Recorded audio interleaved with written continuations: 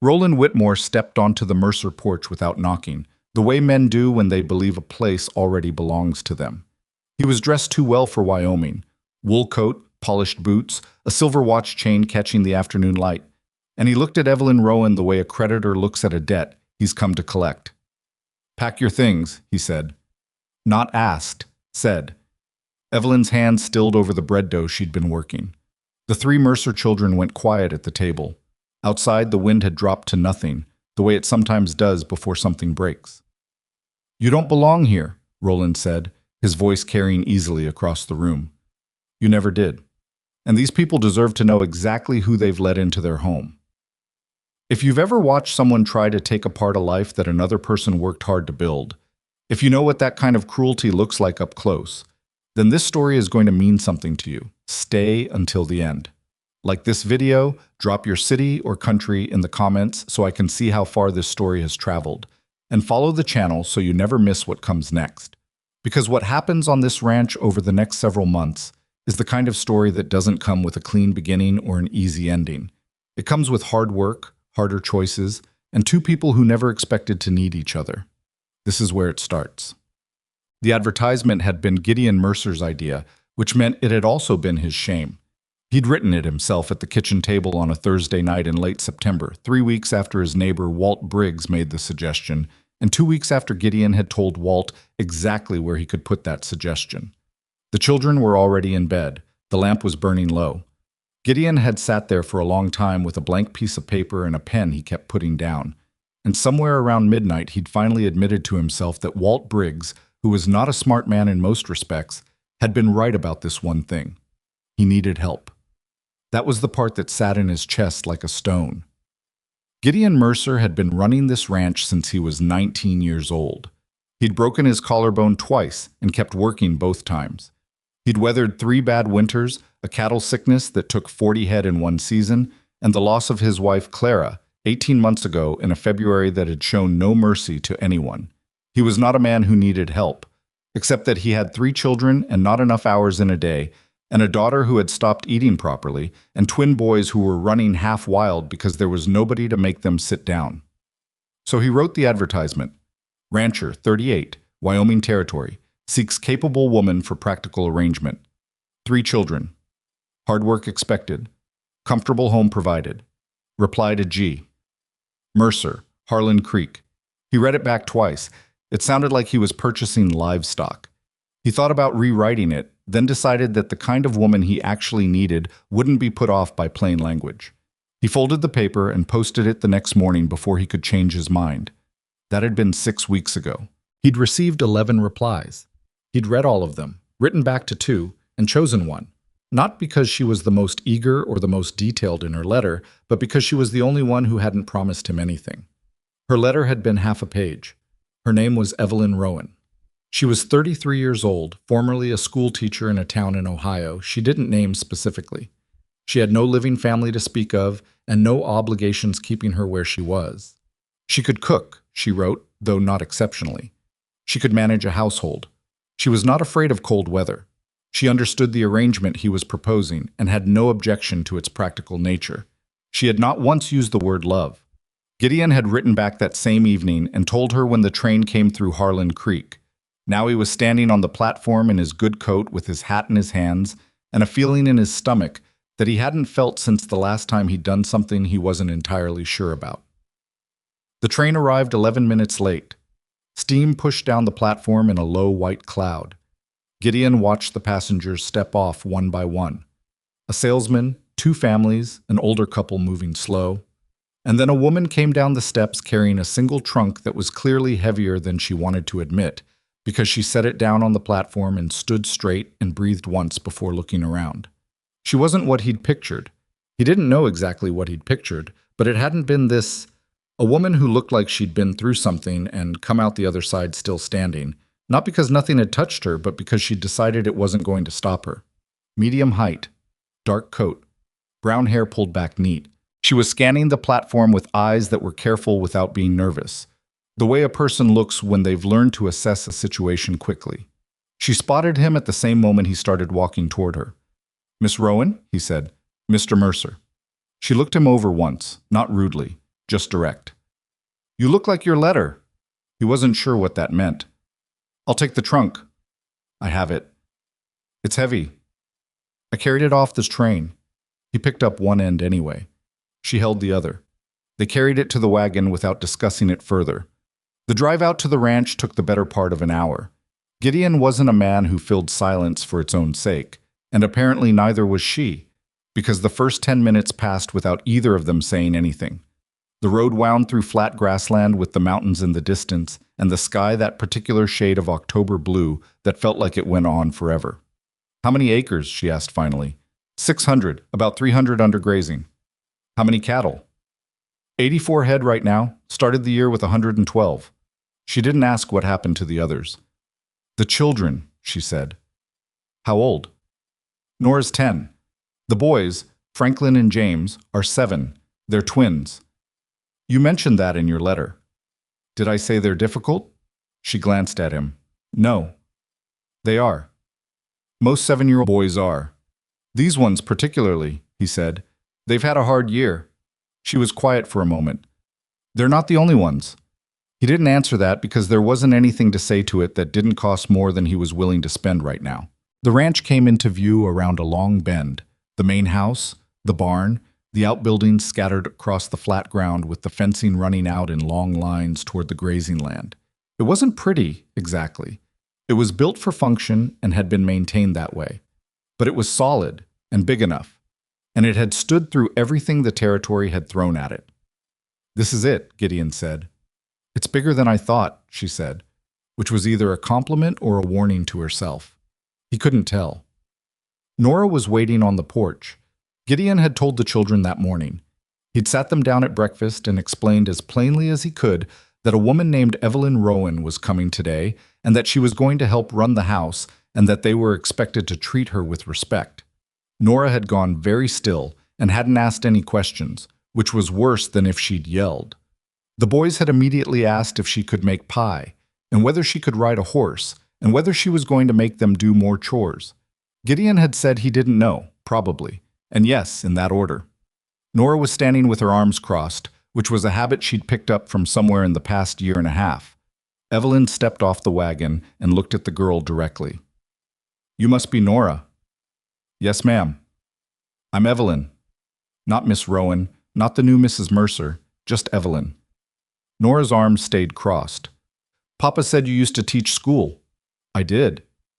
Are you going to try to teach us things here? Probably, Evelyn said. Is that going to be a problem? Nora considered that for a moment with the gravity of someone twice her age. Depends on what things. Evelyn almost smiled. Gideon saw it, a small pulling at one corner of her mouth that she kept from going further. Fair enough, she said. We'll see.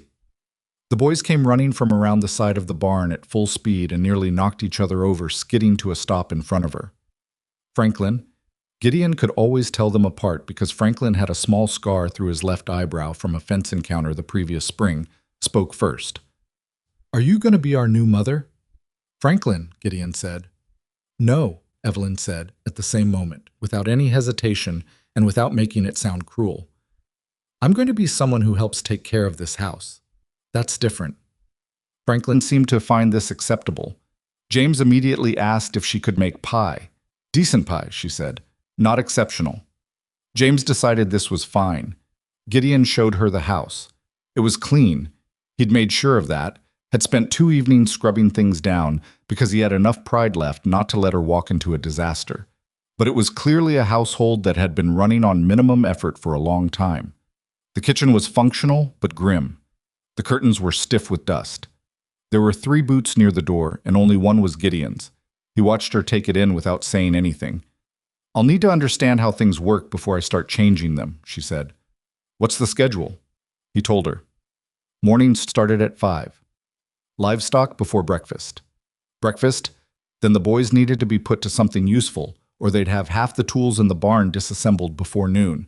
Nora helped where she could, but had started pulling away from things in recent months, and he didn't know how to handle that.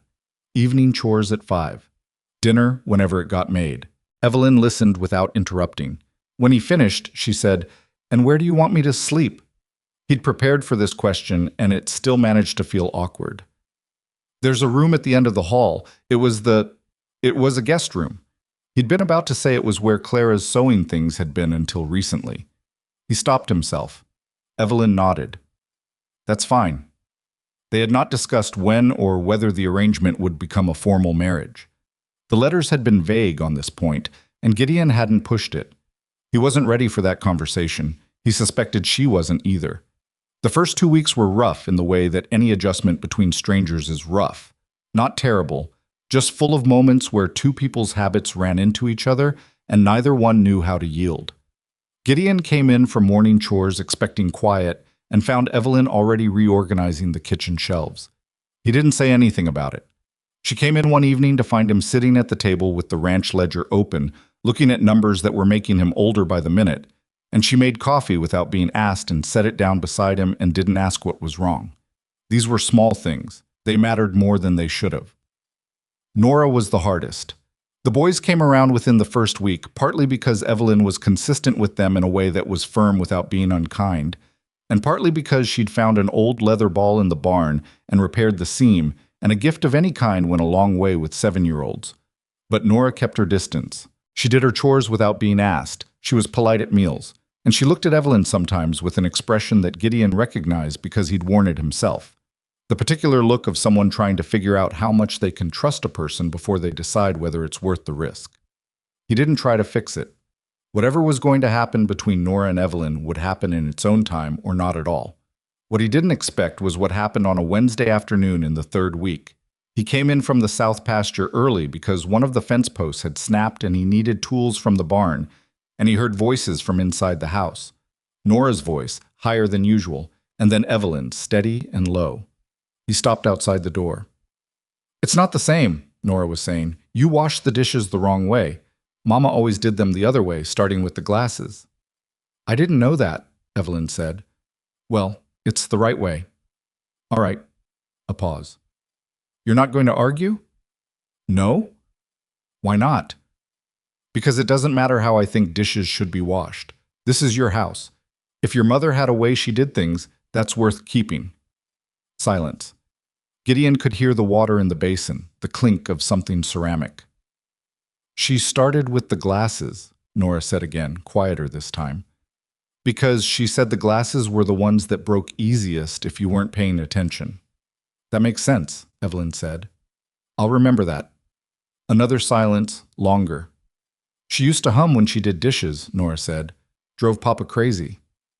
Did it bother you? No. A pause. I miss it. Gideon stepped back from the door.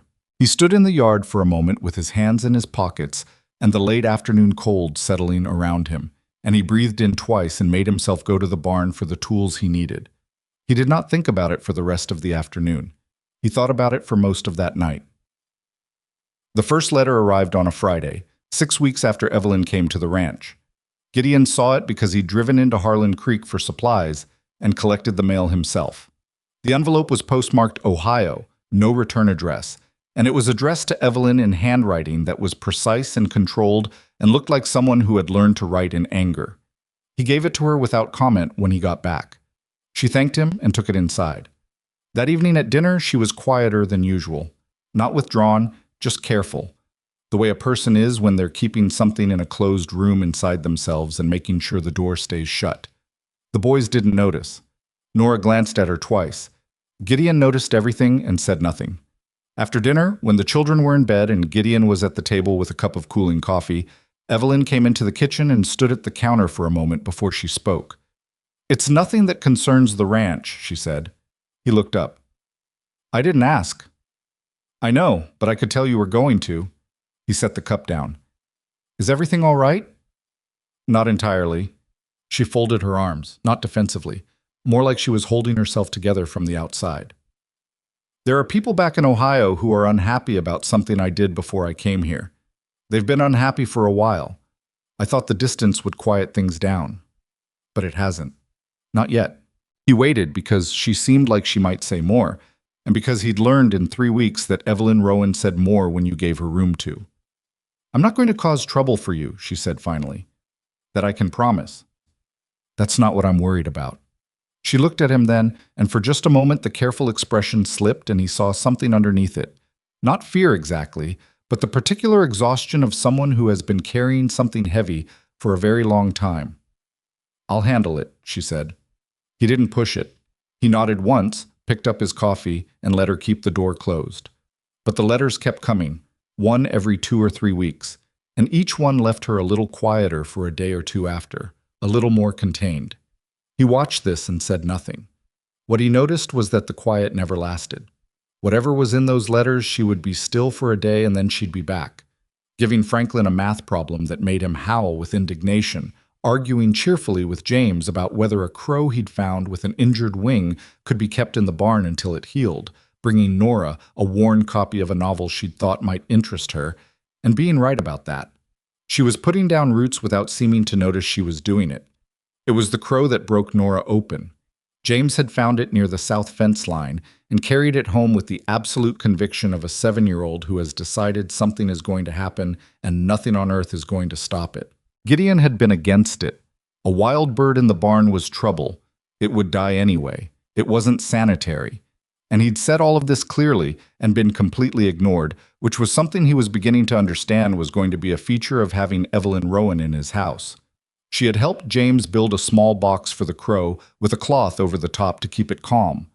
She'd looked up what crows ate, or rather, had asked Gideon, who knew, and she'd given James a strict schedule for feeding and watering and checking the wing. She'd turned the whole thing into something James could manage himself, which meant he had to be responsible for it. On the third evening, Nora came to the barn while Evelyn was showing James how to check the wing wrap and stood in the doorway watching. "Will it live?" Nora asked. "Maybe," Evelyn said. "Wings not broken, just badly bruised. If the swelling goes down in the next few days and he keeps eating, probably yes. And if it doesn't, then it won't." She didn't soften it. Sometimes animals don't make it. That's just how it is. Nora came in and crouched beside the box and looked at the crow, which regarded her with one bright black eye. "What's his name?" she asked James. "Pirate," James said, with complete authority. Nora almost smiled. "Why?" "Because he looks like one." She looked at the crow for another moment. Then she looked at Evelyn. "You really think it might live?" "I think it has a fair chance," Evelyn said, "which is more than nothing." That night, for the first time since Evelyn had arrived, Nora sat beside her at the kitchen table after dinner without being asked, and without any particular reason, and started reading the novel that had been left on her shelf. She didn't say anything. She just sat there. And Evelyn didn't make anything out of it. She just moved her lamp a little to share the light. Gideon watched this from the doorway and felt something loosen in his chest that had been tight for a year and a half. He turned around before either of them could see his face and went out to check on the horses, which didn't need checking, but a man needs somewhere to go with certain feelings, and the barn is as good a place as any. November brought the cold in hard and early. The first real snowfall came on the 8th, several weeks ahead of what Gideon had hoped, and transformed the ranch overnight into a white landscape that was beautiful for exactly as long as it took him to realize how much work it was going to create. The cattle needed moving to the lower pasture. The barn roof had a weak spot he'd been meaning to fix since September, and hadn't. The water trough had to be broken out every morning before the animals could drink. Evelyn met the cold the same way she seemed to meet everything, without drama, but not without difficulty. He caught her one morning struggling with the latch on the henhouse, her hands too stiff to work it properly in the early freeze, and she looked at him with a kind of controlled frustration and said, "I'm going to need better gloves." "There's a pair in the barn, left wall, third hook." "Why didn't you tell me that before November?" "You didn't ask." "I didn't know I needed to ask." "Fair point," he said. "Third hook." She went and got them. The next morning she was already in the henhouse when he came out, and she'd apparently solved the latch problem by warming the metal with her breath before trying it, which struck him as extremely practical and a little annoying. I was starting to notice things about her that were uncomfortable to notice. The efficiency of how she moved through a task, the way she listened when you were talking, not waiting for her turn but actually listening, the fact that she was quietly and consistently making his ranch run better without making him feel like it hadn't been running before. She was careful about that. She found ways to improve things that somehow managed to leave his pride intact. He wasn't sure whether that was instinct or strategy, probably both. On a bitter Tuesday evening in mid-November, the boys were in bed and Nora was reading in her room and Evelyn was mending a tear in one of James's jackets at the kitchen table while Gideon sat across from her going over the ranch accounts. The lamp burned between them. Outside, the wind had picked up and was pushing against the house with intent. Gideon put down his pencil. Evelyn. She looked up. I think we should make this formal, he said. The arrangement. He said it like it was a business decision, because that was the only way he knew how to say it. The children need something stable, and the territory law has some things to say about arrangements like ours that aren't formalized. She held the jacket in her hands for a moment. You're asking me to marry you. I'm suggesting it. That's different from asking. He looked at her for a moment. Evelyn, will you marry me? It still wasn't a question quite. She seemed to notice that too. Why? She asked. I already told you. No, you told me the practical reasons. I'm asking why you want to. He was quiet for long enough that the wind outside filled the silence. Because Nora smiled at dinner last week, first time in about 8 months. He stopped. And because the boys are sleeping through the night again. And because... He stopped again. Because? She said. He looked at the table. Because I told Clara I'd make sure they were all right, and I wasn't doing that before you came. He said it flatly, like stating a fact he'd already made peace with. I'm trying to keep a promise. Evelyn was quiet for a moment. I have a past that's going to follow me, she said. You know that. I figured. You don't know what it is yet. No. It might cause problems. Might, he said, or might not. She set the jacket down and folded her hands on the table. I'll marry you, she said, but I want you to know that I'm not... She paused, working out the words. I'm not pretending this is something it isn't. I think this family is worth working for. I think you're a decent man. I'm not going to lie to you about my feelings or my past or anything else just because it would make things easier. I didn't ask you to. No, she said. You didn't. And she picked up the jacket again and went back to mending the tear. They were married on a Saturday afternoon in December in the county courthouse in Harlan Creek. The judge who performed the ceremony was a small, brisk man named Fowler, who had done this enough times that it took all of 6 minutes. Nora stood beside Evelyn in a dress she'd pressed herself that morning. The boys stood beside Gideon and spent most of the ceremony trying not to fidget, with mixed results. When it was done and they were outside in the cold with their breath-making small clouds, Franklin said, Does that mean you're our mother now? Evelyn crouched down to his level, which she did when she was talking to them about something serious. It means I'm going to be here, she said, every day. Whatever you need. Is that all right? Franklin considered this with 7-year-old seriousness. I guess, he said. Then, can we have pie? Gideon watched Evelyn's face do the thing it was doing more often now, that almost smile that got a little further each time. Decent pie, she said. Not exceptional, James finished. Right. She stood up and looked at Gideon, and for a moment there was something in her expression that he couldn't quite name. Not happiness exactly, but something underneath happiness, something quieter and more durable. Then she looked away and took Nora's hand, and they walked toward the wagon. He stood there for a second before following, his good coat doing poor work against the December cold, looking at the 3 of them walking ahead of him across the courthouse square, and he felt something he hadn't felt in a year and a half. Not joy, not yet, but the first real movement toward it. He followed them to the wagon. He had no idea what was coming. He had no idea what was following Evelyn Rowan across the country and gathering itself for what would be the longest, ugliest afternoon the Mercer Ranch had ever seen. But on that December Saturday, he didn't know any of that yet. He just knew that when he climbed onto the wagon seat and the children sorted themselves out behind them and the horses started moving, it was the first time in 18 months that going home felt like something other than survival. He didn't say anything, neither did she. The horses knew the way. The pie was decent.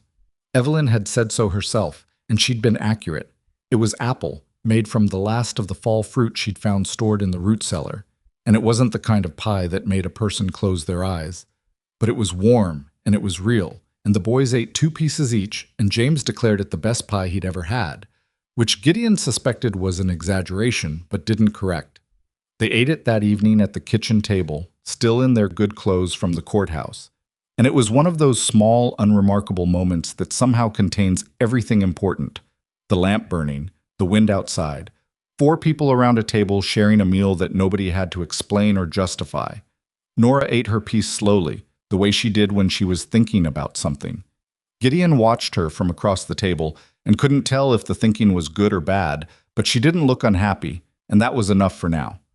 What he didn't know, sitting at that table on his wedding evening with apple pie and 3 children and a woman he'd known for less than 2 months, was that the next 4 months were going to be the hardest sustained stretch of work he'd done in years. Not because anything went catastrophically wrong, but because the ordinary difficulty of winter on a Wyoming ranch had a way of compounding itself day after day until even a strong man felt the weight of it in his bones. And this winter, for the first time, he wasn't carrying it alone. That made it different. He wasn't sure yet whether different was easier. January came in the way January always does in that part of Wyoming, without apology, without gradual warning, just a hard drop in temperature that turned the ground to iron and made every morning task twice as slow and 3 times as cold. The cattle needed extra feed, which meant hauling it daily from the barn stores, which meant keeping the stores from freezing, which meant one more thing to check and one more way for something to go wrong. The weak spot on the barn roof held through the first 2 storms, and then surrendered on a Tuesday night when nobody was watching, and Gideon woke to find a section of the northwest corner open to the sky, and one of the milk cows standing in the accumulated snow looking personally offended. He spent 3 days fixing it with Franklin helping and getting underfoot in equal measure, and Evelyn bringing coffee and meals out to the barn rather than making him come inside to eat, which meant he lost less time and got more done. And he didn't thank her for it because neither of them was in the habit of narrating the obvious. But he noticed. The boys were manageable in the way that 7-year-olds are manageable, meaning in bursts, with significant effort, and with constant vigilance about what they were doing when you couldn't see them.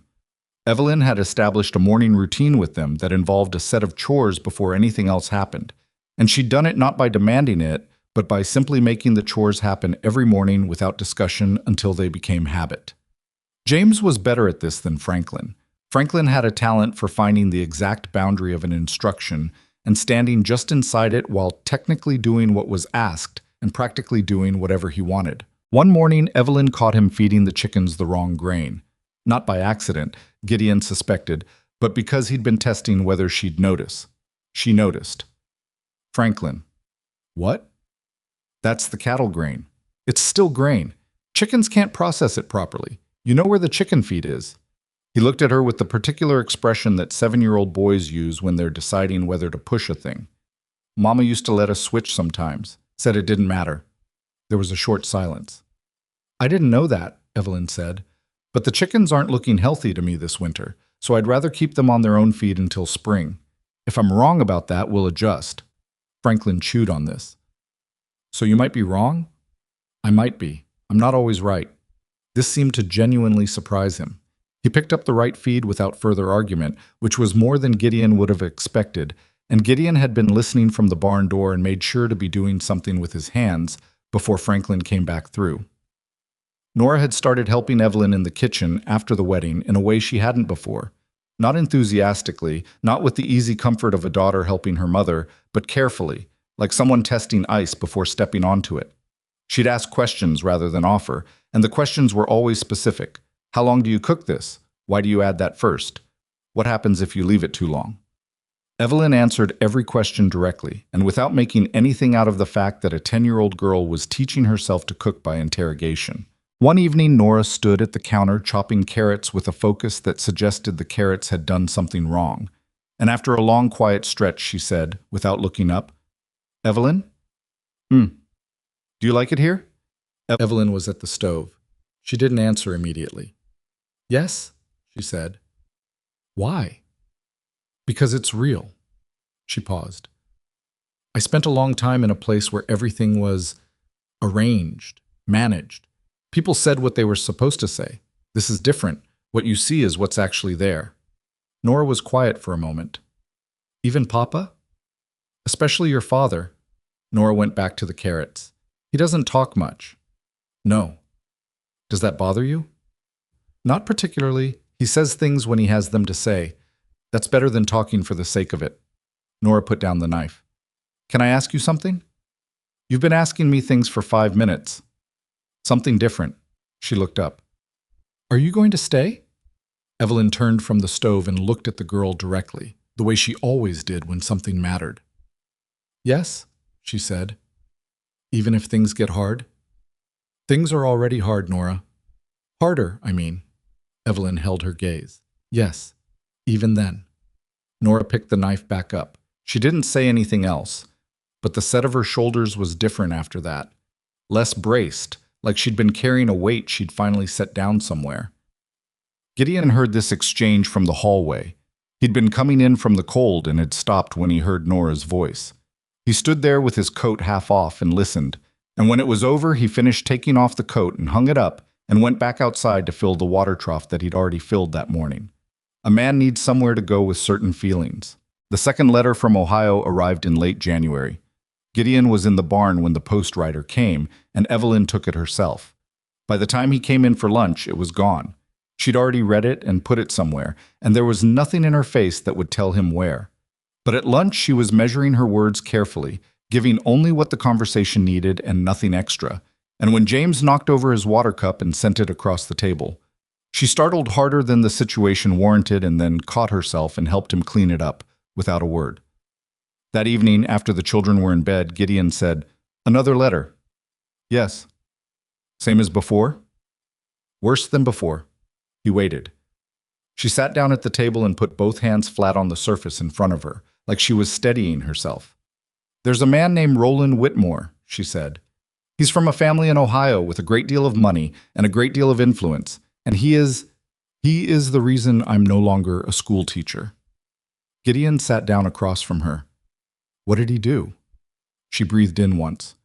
"What he did was to a student of mine, a girl who was 11 years old and who was too frightened to tell anyone, and who came to me because she had nowhere else to go." She stopped. "What I did was believe her and report it, and refuse to stop talking about it when the Whitmore family made it clear that talking was going to cost me everything." The kitchen was very quiet. "Did anything happen to him?" Gideon asked. "No." She said it flatly, like a door closing. His family had been in that county for 3 generations. His father sat on the school board. By the time they were done, I was the one who'd fabricated the story. I was the one who'd damaged a respected family's reputation with lies. I was let go.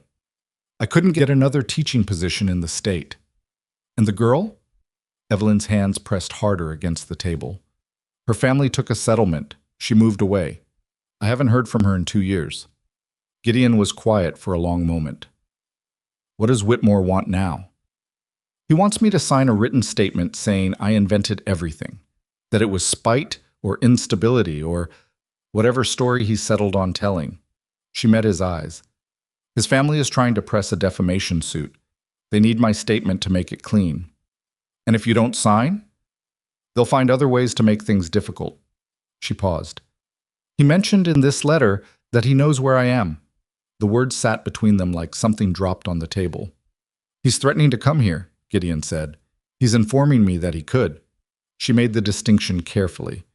"It's the same thing arranged to sound polite." Gideon leaned back in his chair and looked at the ceiling for a moment. He thought about the ranch, the children, the winter still stretched out in front of them. He thought about a girl who was 11 years old and frightened and had gone to the one person she trusted. He thought about what it had cost Evelyn to do the right thing, and what it was still costing her. "You should have told me before we married," he said. She looked at him steadily. "I know. I'm not—" He stopped. "I'm not saying I wouldn't have. I'm saying you should have told me." "Yes," she said. "I should have." He nodded once. He got up, poured himself water, drank half of it standing at the counter. "Is there anything I can do?" "Not right now. If he comes here, I'll handle it." "Evelyn," he turned around. "You're not alone in this anymore." She looked at him for a long moment, and he saw again that thing underneath her composure, that deep bone-level tiredness that had nothing to do with ranch work. "I know," she said, and it sounded like she was only starting to believe it. February brought a storm that pinned them inside for 3 days. Not a danger of death kind of storm, but the sustained, bleak, low-visibility kind that made going further than the barn feel genuinely unwise, and turn the inside of the house into the whole world. 3 days of that with two 7-year-olds is its own particular challenge, and Gideon watched Evelyn manage it with a combination of structured activity, firm patience, and what he was increasingly recognizing as a very dry sense of humor that she deployed precisely when things were about to tip from difficult to chaotic. On the second day, when the boys had exhausted their allowable options and were beginning to turn their energy toward each other in ways that would end badly, she sat them down at the kitchen table and produced a geography lesson that somehow became a fierce competition about which of them could name more rivers in the Eastern Territories. And the competition became an argument, and the argument became a negotiation that was more animated than any argument. And by the time she'd sorted it out, both boys had learned 12 rivers they didn't know before and were invested enough in being right to want to know more. Gideon watched this from the doorway. "How do you do that?" he said later, when the boys were asleep and Nora was reading. "Do what?" "Turn the thing they're doing into something useful without them noticing the turn." She considered this. "Teaching," she said. "You learn that children will do almost anything if they think they're competing. The trick is making sure what they're competing about is worth knowing." "You miss it," he said. "Teaching." She was quiet for a moment. "Every day." He didn't know what to say to that, so he said nothing, which was usually his best option. On the third day of the storm, Nora got sick. Nothing serious, a fever and a sore throat that announced itself mid-morning when she came to breakfast, looking pale and slightly gray around the eyes. Evelyn put her hand to the girl's forehead immediately, which was such an automatic gesture that neither of them seemed to notice it was the first time she'd done it. Nora noticed. Gideon could tell by the way she went very still under the touch. "Back to bed," Evelyn said. "I'll bring you something warm." "I'm fine." "You have a fever." "It's not bad." "Nora."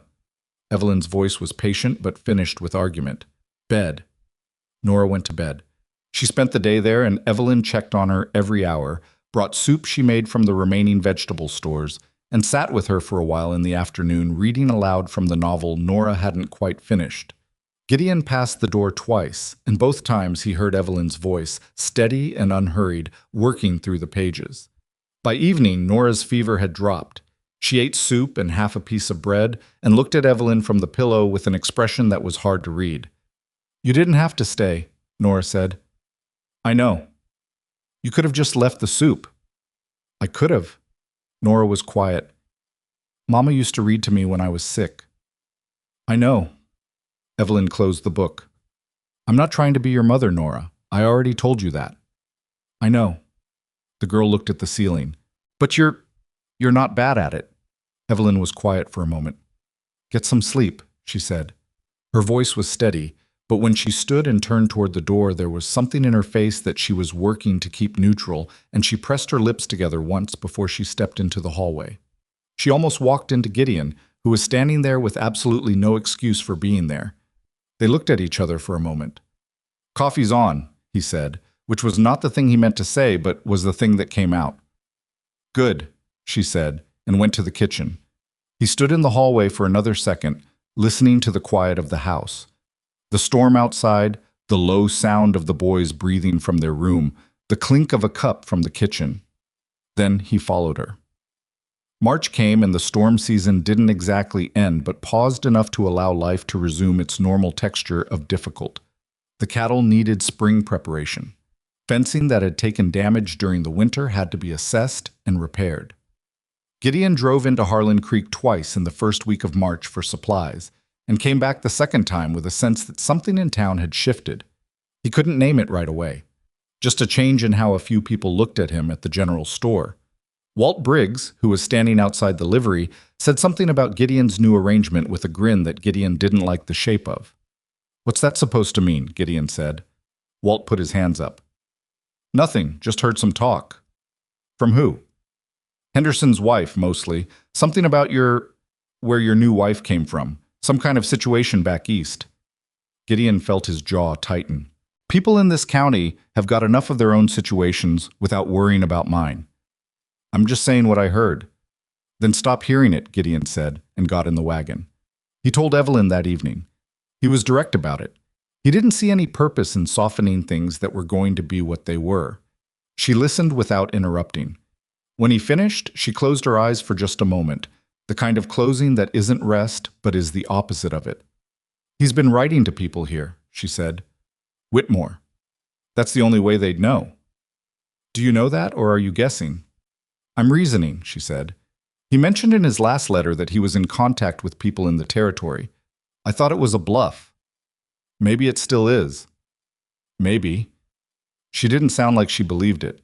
He leaned against the counter and crossed his arms and looked at her. What do you want to do? Nothing yet, she said. Responding to a bluff makes it real. And if it's not a bluff? Then we respond when we have to. She looked up at him. I'm sorry, Gideon.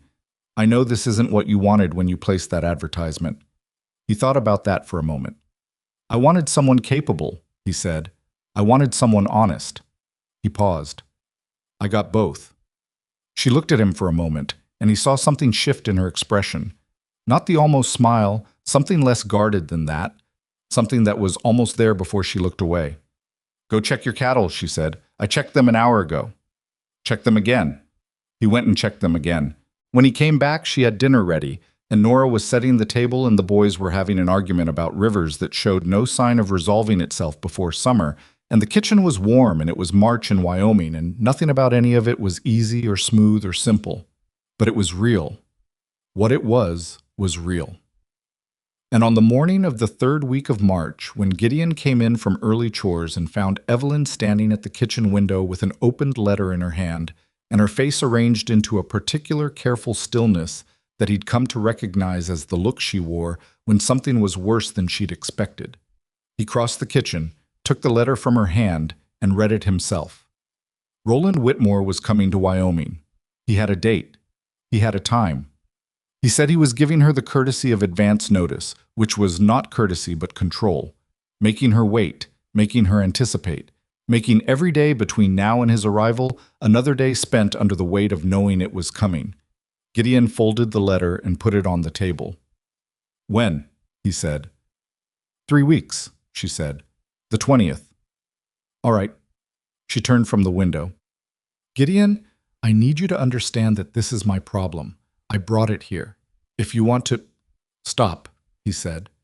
She stopped. We have 3 weeks, he said. Let's not spend them arguing about what belongs to who. She looked at him for a long moment.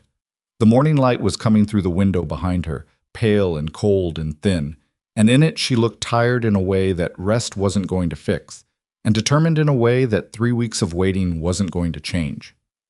What do we do? She said. What we've been doing, he said. Work, keep the house running, take care of the children. And when he gets here, Gideon picked up his coffee cup from the counter. When he gets here, we deal with it. He said it like it was simple. It wasn't simple. He knew that, and so did she. But sometimes the only way through a thing is to go at it straight, and Gideon Mercer had never in his life found any use in backing up. He drank his coffee. Outside, one of the horses was making noise in the barn. The boys would be up in 20 minutes, and the morning would begin its own particular demands. And there was work to do, and there was always work to do. And for now, that was the best possible thing, because work gave a person somewhere to put themselves when they didn't know where else to go. Evelyn refilled her own cup and turned back to the window and looked at the land that was still frozen, but would thaw eventually, as it always did, as everything eventually did, whether you were ready or not. 3 weeks. She was going to use every one of them. The 3 weeks passed the way bad weather passes, not quickly, not cleanly, but in a slow grind that wore on everything. Evelyn worked. That was what she did with it. She worked in the mornings, and she worked in the afternoons, and in the evenings. When the children were in bed, she sat at the kitchen table and wrote letters. Careful, methodical letters to people in Ohio, whose names she didn't share with Gideon, but whose existence he understood were part of something she was building against the day Whitmore arrived. She wrote in a hand that was small and controlled, and she sealed each one herself, and she gave them to Gideon to post without explanation, and he posted them without asking. She also talked to Nora. Not about Whitmore, she kept that away from the children entirely, and Gideon was grateful for it because the last thing a 10-year-old needed was another reason to be afraid of losing something. But she talked to Nora about other things, real things, with the directness she used for everything. She told her about the school in Ohio, the students she'd taught, the particular satisfaction of watching a child understand something for the first time. She told her about the subjects she'd loved most: history, literature, the mathematics that she'd had to work hardest to learn and therefore respected most. She talked about it the way you talk about something you intend to return to someday. Nora listened to all of it. She was 10 years old and sharp enough to hear what wasn't being said. "You want to teach again?" Nora said one evening from her side of the kitchen table. "Yes." "Here?" "Somewhere close," Evelyn said, "if it's possible." She looked at Nora. "There are 8 children within 5 miles of this ranch who aren't getting any schooling right now. That seems like a waste." Nora was quiet for a moment. "Could I help?" Evelyn considered her seriously. "With what?" "The younger ones. The ones who don't know their letters yet. I could work with them while you did the older ones." "You'd be good at that," Evelyn said, and she meant it plainly, without decoration. "You have patience with people who are still figuring things out." Nora looked at the table. "Mama always said I was too serious." "Too serious for what?" "I don't know. For a child, I suppose." "I don't think children have an obligation to be a particular way," Evelyn said. "You are the way you are. Work with it." Nora absorbed this. Then, "Franklin's going to be impossible to teach, you know that. I've been teaching Franklin for 3 months. He's worse in a formal setting. Then we'll make it informal." She picked up her pen again. "I've handled worse than Franklin Mercer." Nora almost laughed. It wasn't quite a laugh. It was more like the sound a laugh makes before it decides whether to happen.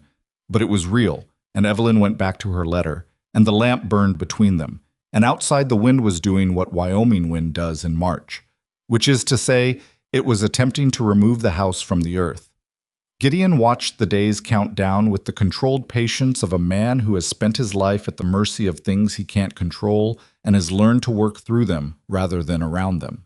He repaired the south fence line. He assessed the cattle. He had a conversation with Walt Briggs that was not a conversation he enjoyed, but it was necessary because word had spread in Harlan Creek about the Eastern visitor who was coming, and Gideon needed to know exactly what was being said before he could figure out how to position against it. What was being said was not good. Whitmore, or someone acting on Whitmore's behalf, had sent letters to at least 3 prominent families in the county. The letters contained a version of Evelyn's story that was built on selective truth. Yes, she had been a school teacher. Yes, there had been an accusation. Yes, she had been let go. The parts about why she'd been let go, and by whom, and what the accusation had actually been, were not included. What was included was the suggestion that she was unstable, that her accounts of events could not be trusted, and that the Mercer family deserved to know the nature of the woman who had entered their household. Gideon stood outside the livery and listened to Walt tell him all of this, and felt a slow, cold anger work its way up from somewhere deep. "Who received these letters?" he said. "Henderson for certain. Judge Fowler, I think. And the Calhoun family over on the North Ridge." Gideon thought about Judge Fowler, the small, brisk man who had married them in December without ceremony or sentiment. A fair man, as far as Gideon knew. A man who made decisions based on what he could see. "Thank you," he said to Walt, and meant it, which surprised both of them. He drove home in the kind of silence that isn't peaceful but purposeful. He went into the house, found Evelyn in the kitchen, and sat down across from her and told her everything Walt had told him. He did it the same way he always delivered information, straight, without softening it into something easier to receive. She listened without moving. When he finished, she sat for a moment with her hands flat on the table. "He's ahead of me," she said quietly. "Not panicked, just accurate." "What do you mean?" "I've been writing letters, building a record." She exhaled. "But he's already planted the story here. I'm going to arrive at a conversation that already has its conclusion." "Not necessarily," Gideon said. "Fowler hasn't made up his mind about anything. He's not that kind of man." "You know him." "I've known him 12 years. She looked up. "Would he meet with me before Whitmore gets here?" Gideon thought about it. "If I ask him, yes." "Then ask him."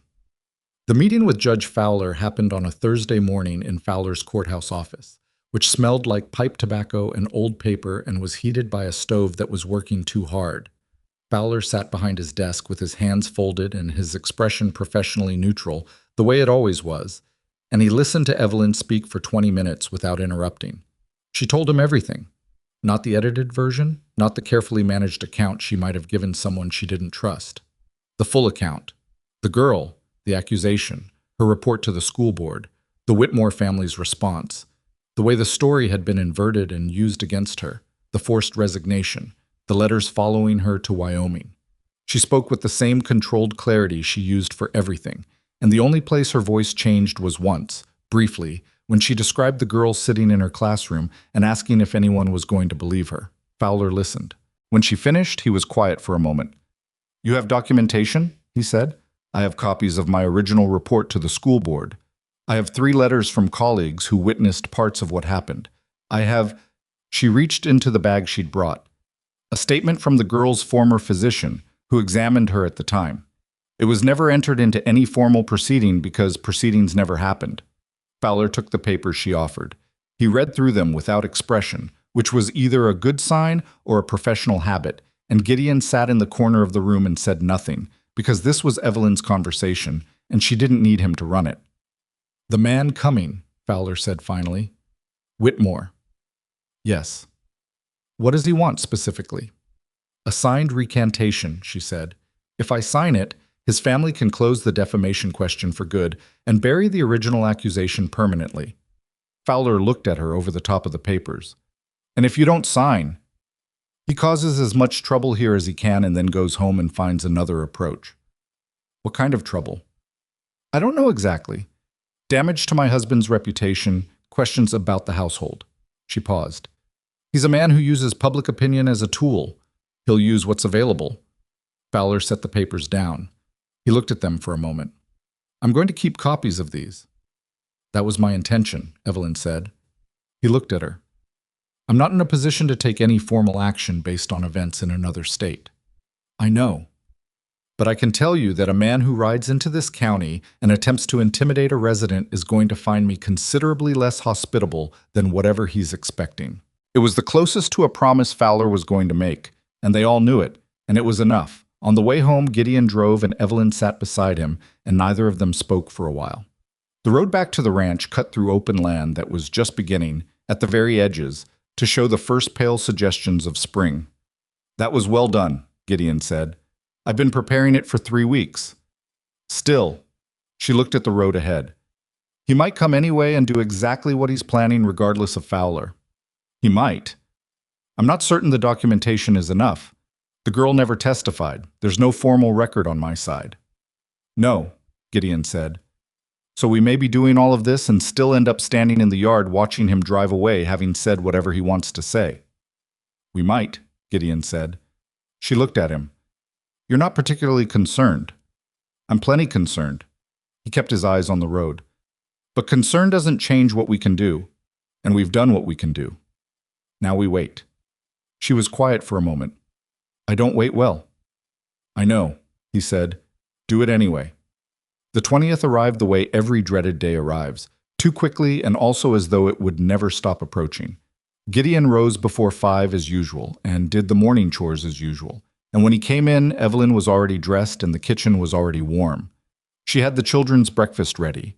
She looked exactly the same as any other morning, except that when Gideon looked at her hands, she was pressing them flat against the counter in the way she did when she was keeping herself still. He didn't say anything. He poured coffee and handed her a cup, and she took it, and they stood in the kitchen in the early light, waiting. Whitmore arrived at 2 in the afternoon. He came in a hired wagon with a man driving it who looked like he'd been employed specifically to look larger than he was, and he stepped down onto the Mercer yard in his wool coat and his polished boots and stood for a moment taking in the ranch, with the expression of a man assessing property he intends to acquire. He had been described to Gideon as a man in his mid-40s, which he was, but what the description hadn't included was the quality of his confidence, the particular ease of someone who has never lost a significant fight and therefore approaches every situation believing that the outcome is already settled in his favor. Gideon was standing at the fence when he arrived. He didn't move toward the man or away from him. "Mr. Mercer," Whitmore said. He had a voice that was used to rooms. "I appreciate you being available." "I live here," Gideon said. Whitmore's mouth made a small movement that wasn't quite a smile. He looked toward the house. "I'd like to speak with your wife." "She knows you're coming." "Then she'll be ready." He started toward the house. "She'll come out," Gideon said. Whitmore stopped. He turned back, and for the first time something behind his eyes shifted. Not much, just a recalibration. He was used to walking into other people's spaces. Being stopped at the threshold was not something he'd planned for. The front door opened and Evelyn came out. She had not dressed differently. She had not arranged herself into anything other than what she was. She came out of the house and stood on the porch and looked at Roland Whitmore the way she looked at everything she had decided not to be afraid of. "Roland," she said. "Evelyn." He came toward the porch, stopped at the foot of the steps. He looked at her for a moment, the way you look at something you thought you'd settled. "You look well. What do you want?" He took a breath, patient, performative. "What I've always wanted, resolution." He reached into his coat and produced an envelope. "The statement. If you sign it today, this ends today. You keep your life here. My family drops any further action." "And the girl?" Evelyn said. His expression didn't change. "That matter is resolved." "For your family. For everyone involved." "She was 11 years old," Evelyn said. "Evelyn." He took one step up. "You made an accusation you cannot prove. You damaged a family's name based on a troubled child's account. All I'm asking is that you acknowledge that publicly and let this be over." "Is that what you're asking?" "It's a reasonable resolution." "No." She said it simply, without heat. Whitmore's patience adjusted itself, the way it does when a person is used to negotiating and understands that the first refusal is not the last word. "You should think carefully," he said. "What I know about your situation here, the circumstances of your marriage, the questions about your background, these are things this community doesn't yet fully understand. That could change." "You've already written letters to 3 families in this county," she said. Something moved across his face. "Judge Fowler received one," she said. "So did the Hendersons. So did the Calhouns." She came down one step. "I know what you put in them, and Judge Fowler has read my documentation." For the first time, Whitmore looked at Gideon. The look asked whether this was true. Gideon said nothing, and his face said less. "The documentation of a dismissed employee," Whitmore said, turning back to Evelyn. His voice had shed some of its easiness. "A collection of letters from people who weren't present. A statement from Dr. Emil Cross," Evelyn said, "who examined Sarah Denning in October of 1881 and recorded findings consistent with abuse. Who was never called to testify because your family made sure there was no proceeding in which he could." She watched his face. "I found him. It took me 6 weeks of letters, but I found him." The yard was very quiet. Whitmore stood at the foot of the porch steps and looked at her, and something in his bearing, that deep engineered confidence, developed a crack. "You want to test this in public," he said, and his voice had gotten quieter, which in Gideon's experience meant more dangerous rather than less. "I don't want anything from you," Evelyn said. "I never wanted anything from you except for you to face what you did. And since that's never going to happen," she folded her arms. "What I want is for you to get back in that wagon and go back to Ohio and leave my family alone." "Your family," he repeated. The way he said it suggested he found the word presumptuous. "My family," she said. He looked at Gideon again, and this time the look was calculating, working through whether there was another angle. Gideon still hadn't moved from his place by the fence. And then, from somewhere behind Whitmore, came the sound of a wagon. 3 wagons. Walt Briggs came around the bend in his farm wagon, and behind him, to Gideon's genuine surprise, came the Henderson family from the next property, and behind them were 2 men Gideon recognized from the North Ridge, Calhoun brothers, who were not particularly friendly with anyone but had apparently decided to be here today. They pulled up and stopped and got down without particular hurry. Walt Briggs looked at Whitmore the way he looked at things he didn't think much of. "Gideon," he said, nodding. "Evelyn." He looked at Whitmore. "Didn't know we had company." Gideon had not asked them to come. He looked at Evelyn, who looked back at him with an expression that told him she hadn't either. The only explanation was that, in a county where people talked too much and minded each other's business more than they should, the news of Whitmore's arrival had gotten out ahead of him, and these people, not because they loved Evelyn or fully understood her situation, but because a man coming from out of state to intimidate one of their neighbors sat wrong with them, had decided to be present. Henderson stepped up beside Walt. "Afternoon," he said to the room in general. Whitmore turned to survey the assembled faces, and for the first time Gideon saw the calculation leave his expression entirely, replaced by something that was not quite fear but was the cousin of it. The specific discomfort of a man who uses privacy and isolation as tools and has found himself without either. "This isn't," he started. "I'll tell you what this is," Gideon said. He pushed off the fence and walked across the yard slowly, the way he moved when he meant to be clear. He stopped a few feet from Whitmore and looked at him, and when he spoke his voice was even, not raised, the way it is when a man has thought about what he's going to say and has decided on exactly these words. "My wife was a school teacher who reported something that deserved to be reported," he said. "Your family used its money and its name to make a lie sound like the truth, and you ran her out of her work, and she had to start her life over in a territory 3 states away." He looked at Whitmore steadily. "I don't know what you're used to. I don't know what kind of place Ohio is or what kind of people let you walk into their lives and take things from them. But this is my ranch, and she is my wife, and those are my children in that house. And I'm telling you right now, in front of these people, that whatever you came here to take, you're not getting it." Whitmore's jaw worked once. He looked at the faces around him, Walt, the Hendersons, the Calhouns, and found no openings. "You don't know what you're protecting," he said, but it was the voice of a man who knows a conversation is over and is filling the remaining space with noise. "I know exactly what I'm protecting," Gideon said. Whitmore looked at Evelyn one more time.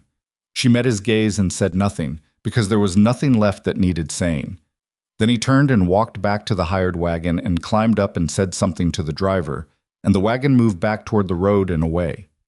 Nobody in the yard moved until it was out of sight. Then Walt Briggs said, "Well," in the tone of a man for whom this has confirmed something he already suspected, and Henderson's wife, a tall, weathered woman who had not spoken yet, walked straight past the men to the porch steps and looked up at Evelyn. "You're the woman who reported it," she said. "The child."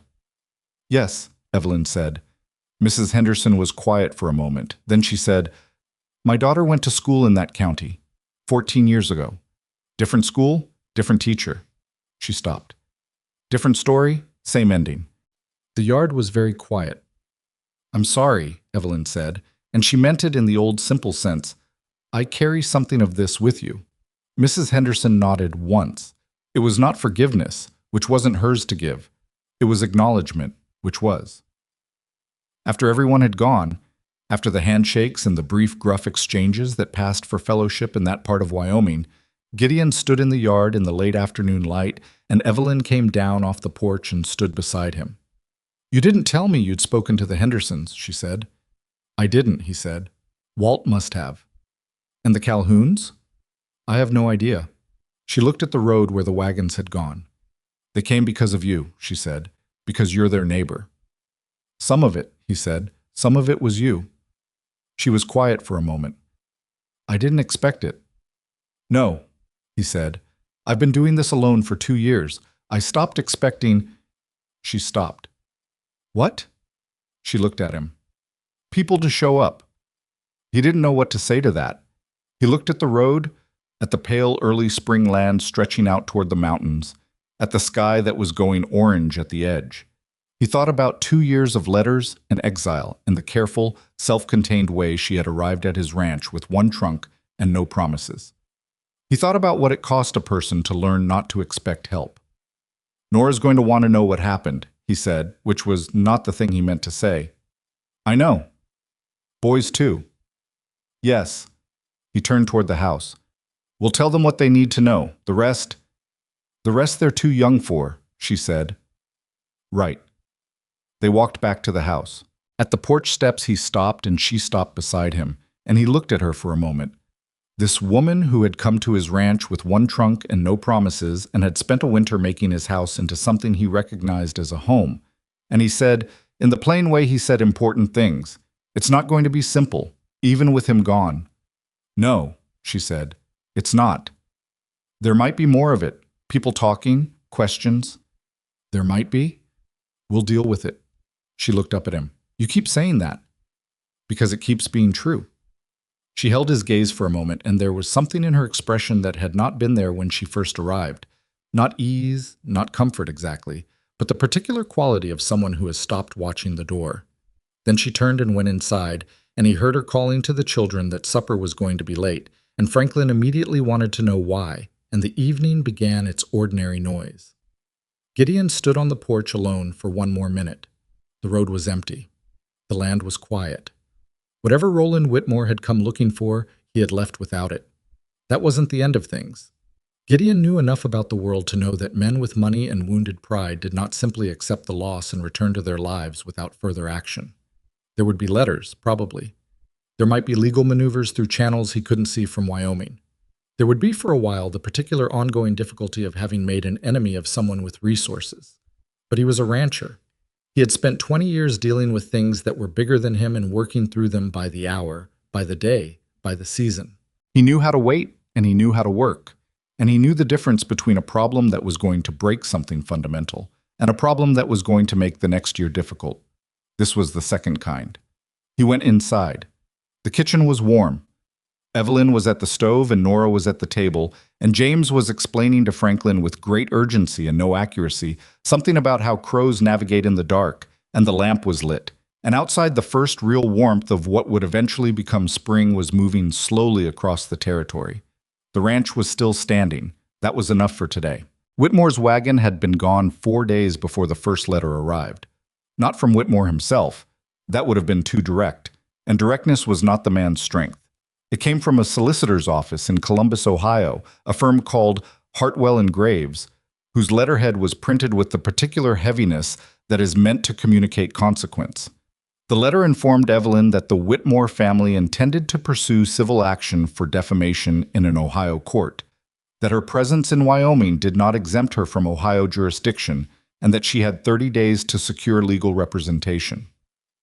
Evelyn read it at the kitchen table, read it again, and set it down. "Well," she said. Gideon read it over her shoulder. "Fowler will know someone. A Wyoming attorney can't practice in Ohio." "No, but Fowler will know someone who can." He straightened up. "This is the other approach you said he'd find." "Yes." "Does it change anything here on the ranch with the children?" She thought about it. "No." "Then we deal with it the same way we deal with everything else," he said. "One thing at a time." She looked up at him. "You're very calm about this." "I'm not calm," he said. "I just don't have a use for panic." He drove into Harlan Creek that afternoon and spoke to Fowler, who read the letter with his pipe unlit in his mouth and his expression professionally contained, and who gave Gideon the name of an attorney in Cheyenne who had handled similar long-distance legal matters before, a woman named Alma Priest, who Fowler described as formidable, which in context meant she was someone Whitmore's solicitors would not enjoy dealing with. Gideon wrote to Alma Priest that same evening. Evelyn wrote a separate letter to Dr. Emil Cross, asking him formally whether he would be willing to provide testimony in a civil proceeding. She wrote it carefully, slowly, and when she sealed it, she held it in both hands for a moment before giving it to Gideon. "He might say no," she said. "He might. He's an old man. It's a great deal to ask." "You're asking him to tell the truth about something he witnessed," Gideon said. "Most people are willing to do that if someone gives them a reason to believe it matters." She looked at him. "How do you know that?" "I don't, for certain." He took the envelope. "But I found it's usually true." The answer from Dr. Cross came 11 days later. It was 3 sentences. He remembered the examination. He had always found the matter unresolved in a way that troubled him. He would testify if given the opportunity. Evelyn read it and put it face down on the table and pressed her hand flat on top of it and breathed in once through her nose. "All right," she said to no one in particular, and then she got up and went to start dinner. Spring came into itself slowly, the way it does in that part of Wyoming. Not as a transformation, but as an accumulation, each day only marginally warmer than the last. The snow retreating from the lower pastures in patches. The ground soft and workable in the mornings before it froze again overnight. Gideon moved the cattle back to the upper grazing land. He hired a hand for the spring season, a lean, quiet man named Dix, who had worked ranches across 3 territories and did his work without needing to be told how. The ranch began to generate money again after the long, bare season of winter, and Gideon sat with his ledgers in the evenings and watched the numbers move in the right direction with the same controlled relief a man feels when he realizes the thing he was most worried about is going to hold. Meanwhile, something was shifting in the county. It happened gradually, the way most things that matter happen. not in a single moment, but in a series of small adjustments. At the general store in Harlan Creek, Mrs. Henderson started speaking to Evelyn directly rather than through the medium of speaking to Gideon about Evelyn. The Calhoun brothers, who had never been friendly to anyone, had apparently told the version of Whitmore's visit that involved Evelyn standing on the porch and telling him what she knew about the physician's statement, and that version had spread with the speed that interesting stories always spread in small communities, and it had done its work. Nobody apologized for having believed the letters Whitmore sent before his arrival. People in that county did not apologize for things readily. What they did instead was show up, in the small specific ways that frontier people show up. A neighbor dropping extra eggs, an invitation to a gathering that wouldn't have come before, the quality of being looked at directly instead of sideways. Evelyn navigated all of this with the same contained practicality she brought to everything. She was not effusive about it. She didn't perform gratitude, but she showed up in return, which was understood to mean the same thing. What was harder was April. April brought two things that had nothing to do with each other and everything to do with the same underlying question, which was what kind of place the Mercer Ranch was going to be going forward and what kind of people were going to live in it. The first was a letter from Alma Priest in Cheyenne, which contained the information that Hartwell and Graves had filed a formal defamation complaint in an Ohio civil court, and that Evelyn was now a named defendant, and that Alma Priest was going to need a retainer and several supporting documents, and that the case, if it went to full proceedings, would take no fewer than 18 months to resolve. Gideon read this and did the math in his head, and set it beside the ranch's current ledger numbers, and sat at the table for a long time. Evelyn came in and read it after him and sat down across the table, and they looked at each other. "The money," she said. "We have it," he said. "It'll be tight through the summer, but we have it." "Gideon?" "We have it," he said again. "This isn't a question of whether we fight it. We fight it." She pressed her lips together. "This isn't your fight." "You're my wife," he said. "Your fight is my fight. I thought we established that. I don't want to take money from the ranch. Evelyn." His voice wasn't hard, but it was final. "The first winter I ran this place alone after Clara died, I lost 40 head of cattle and had to borrow against the property to make it through spring. I paid it back over 2 years. I know how to work through a financial constraint." He looked at her steadily. "This is not bigger than that. We will be fine." She looked at the letter. She looked at the table. She looked at him. "All right," she said, "but I want to see the ledgers." He blinked. "Why?" "Because it's my household too, and I want to know the actual numbers, not the version you've decided is appropriate to tell me." He looked at her for a moment. "Fair enough," he said, and got the ledger. They sat with it for an hour. She asked sharp questions, and he answered them honestly. And at the end of it, she had 3 suggestions about supply costs that he hadn't considered, one of which was genuinely good, and 2 of which he was willing to think about, and they were not an easy-tempered couple by the end of the hour, but they were a functional one, which was better.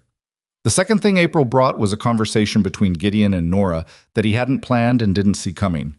It was a Tuesday evening, and Evelyn had gone to bed early with a headache, which she almost never did, which told him it was a real headache and not an excuse. And the boys were in bed, and Gideon was at the table with the accounts, and Nora came out of her room in her socks and stood in the kitchen doorway looking like she had something to say. "Go to bed, Nora." "In a minute." She came in and sat down across from him. She was 10 years old, but the way she arranged herself at a table was 40. "Papa." "Is everything going to be all right?" He looked up. "In what sense?" "All of it." She folded her hands on the table. "The man who came, the letters from Ohio, the money." She met his eyes. "I hear more than you think." He set down his pencil. He was quiet for a moment. "Yes," he said. "You're sure?" "I'm not sure of anything," he said, "but I think so." "Yes." She was quiet for a moment. "Evelyn's not going anywhere?" "No." "You're certain of that one?" "Yes," he said, without hesitation. "That one I'm certain of." Nora looked at the table. She had Clara's hands, the same shape, the same way of holding themselves still. He'd noticed it before, and had learned to see it without it costing him something. "I like her," Nora said. It came out a little grudging, as though she'd been holding it back and had decided it was time to put it down. "I know," Gideon said. "It's different than—" She stopped. I know, he said again. It doesn't have to be the same thing to be real. She looked at him. Is that how you feel about it? He thought about how to answer that honestly. I think your mother would have liked her, he said finally. That's the clearest thing I can say. Nora absorbed this for a long moment. Then she got up and went back to her room without saying anything else, and he heard her door close, and he sat alone in the kitchen with the lamp and the accounts and the particular quiet of a house where everyone is sleeping and the night is doing its work around you. He thought about what he'd just said, about whether it was true. He thought it was. May came and Evelyn started teaching. It began informally, the way the best things in her experience tended to begin, not as a formal proposal, but as a practical response to an obvious need. The Henderson family had 3 children who were getting no schooling. The Calhoun brothers each had 2.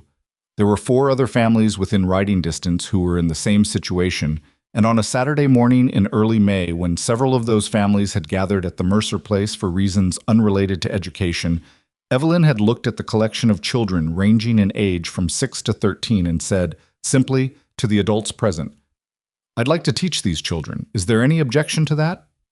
There was no objection. They cleared out the old storage room attached to the east side of the house. It was large enough, barely, and had 2 windows and a floor that was level. And Gideon built benches from timber he had on hand, rough but functional. And someone donated a chalkboard that had been sitting in a barn since the previous teacher in the area had moved on 3 years ago. On a Monday morning in the second week of May, 11 children sat on those benches. Nora sat at the end of the front row, which had been Evelyn's suggestion, and helped with the younger ones when they lost the thread. Franklin sat in the back and required watching. James sat next to Franklin and monitored his brother with a focus he had never once applied to his own behavior, which meant Evelyn had to watch both of them. Gideon came and looked through the window once, early in the first week, and saw Evelyn at the chalkboard writing something, and 11 children watching her with the particular quality of attention that a genuinely good teacher creates. Not because they've been told to pay attention, but because something about the person in front of them makes paying attention feel worth doing. He went back to his work. That evening at dinner, he said, "How was it?" Franklin tried to convince a 6-year-old that the Mississippi runs north, Evelyn said. Does he know it doesn't? He does now. She took a piece of bread. The 6-year-old cried when she found out, which I didn't anticipate. Why did she cry?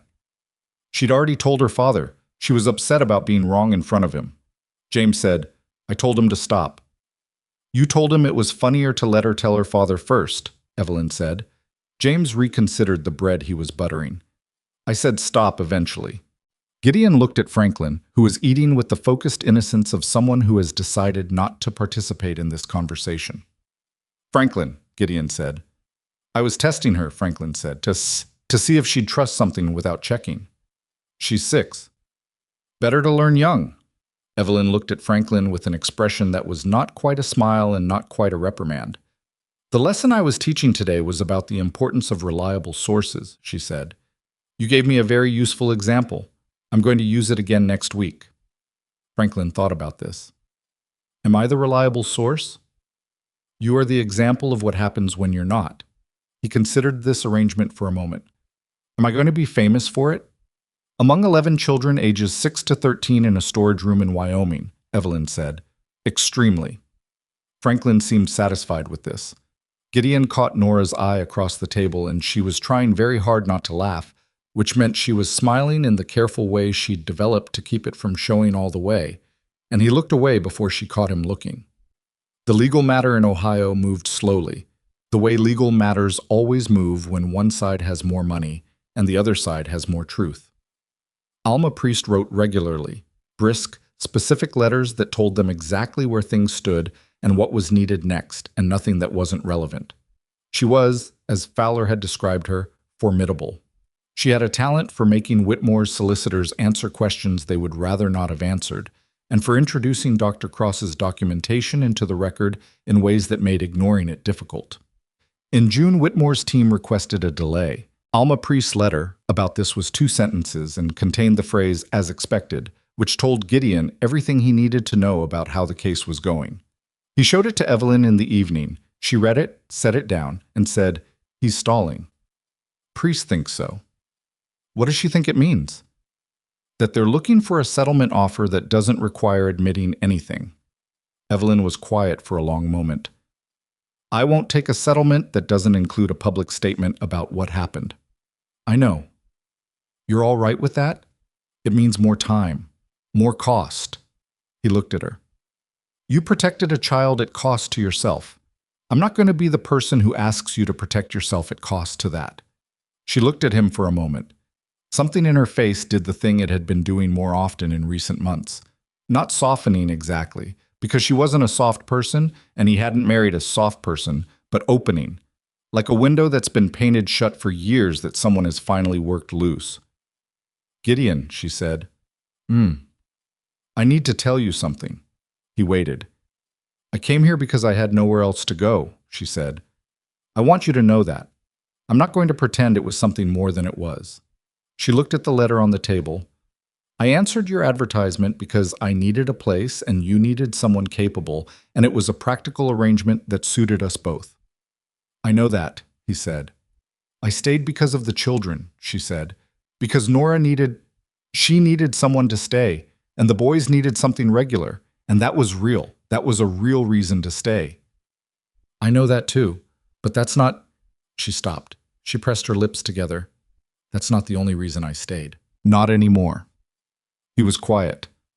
I don't know how to say this in a way that isn't awkward, she said, with a slight frustration that was entirely characteristic of her. I'm better at documents than declarations.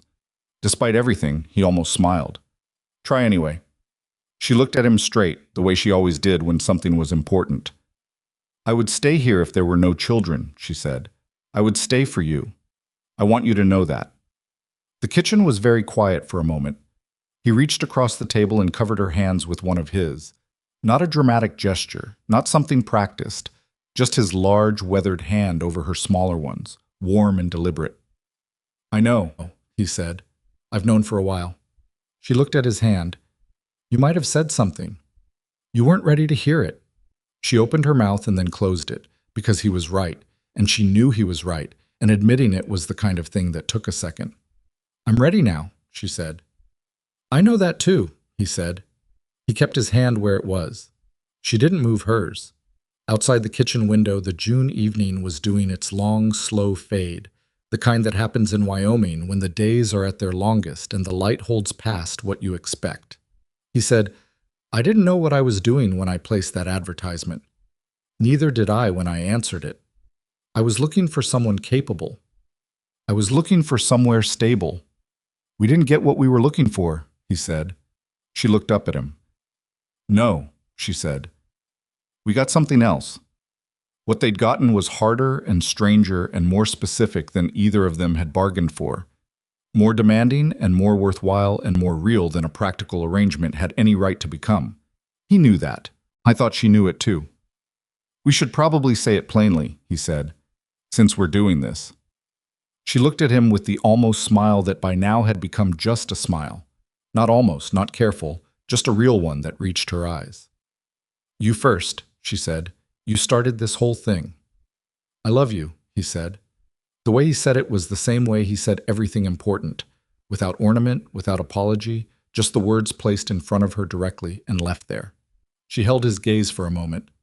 I love you, she said, which I did not expect when I stepped off that train. Neither did I, he said.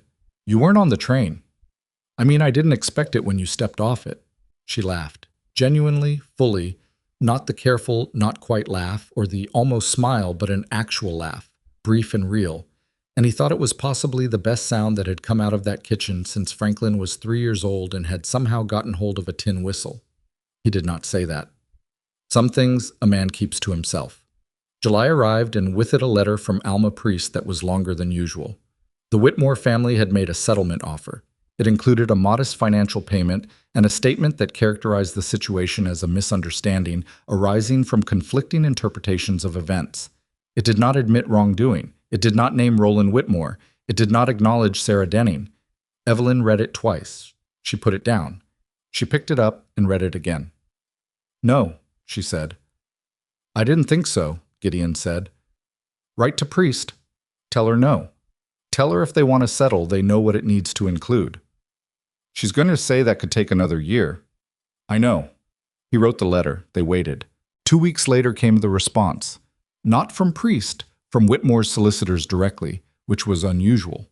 The letter was formal and dense and took a page and a half to communicate one thing, which was that the Whitmore family was withdrawing the suit. No settlement, no statement, just withdrawal. Evelyn read it at the kitchen table on a Wednesday morning with the children at school and Gideon drinking his second cup of coffee, and when she finished she put it down and sat very still for a long moment. What happened? Gideon said. I don't know exactly. She looked at the letter. Priest must have done something, or Dr. Cross's statement got somewhere it was supposed to get. She paused. Or Whitmore decided the cost of continuing was higher than the cost of walking away. Does it matter which? She thought about it. No, she said. The result is the same. Is it enough? He asked. Without the public statement? She was quiet for a longer moment. Not entirely, she said. But the suit is gone. The legal threat is gone. And what I know, she touched the letter, what Dr. Cross knows, what Priest has documented, that doesn't go away. It's on record somewhere. Even if it never becomes the public thing I wanted, it exists. She looked up. Sometimes that's what you get. Not justice exactly, just the thing not being buried entirely. He looked at her. Is that enough to live with? She thought about it honestly, the way she always thought about things that mattered.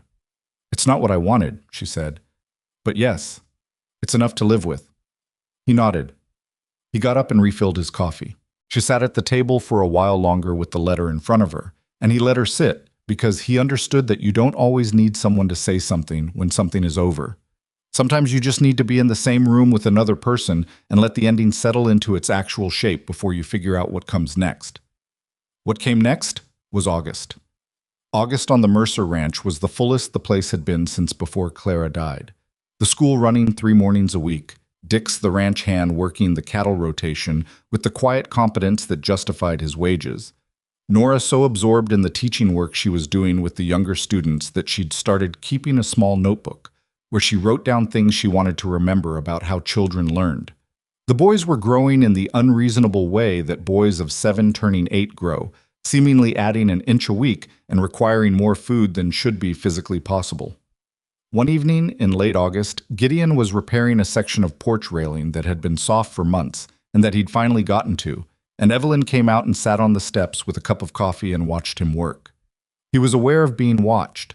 He'd become aware of it gradually over the months. The way she noticed things, the specific quality of her attention, the fact that she never watched with judgment, but with the straightforward interest of someone who finds other people genuinely worth observing. What? He said. Nothing, she said. You're thinking something. I'm always thinking something. She looked at the yard, the barn, the fence lines running out toward the darkening pasture. I was thinking about the advertisement. He kept working. What about it? You wrote that you wanted someone capable. She sipped her coffee. You didn't ask for someone with a history or a legal problem or strong opinions about how dishes should be washed. No, he said. Was it worth it? He stopped working. He looked at her. At this woman sitting on his porch steps in the August evening, in the home they'd been building for the better part of a year, surrounded by children who were sleeping inside, and land that was finally earning what it was worth, and a future that had more shape to it than anything he'd been able to imagine on that Thursday night when he sat down with a blank piece of paper. Yes, he said. You didn't think about it. I didn't need to. She looked at him for a moment, and he saw what he'd been seeing more often in recent months.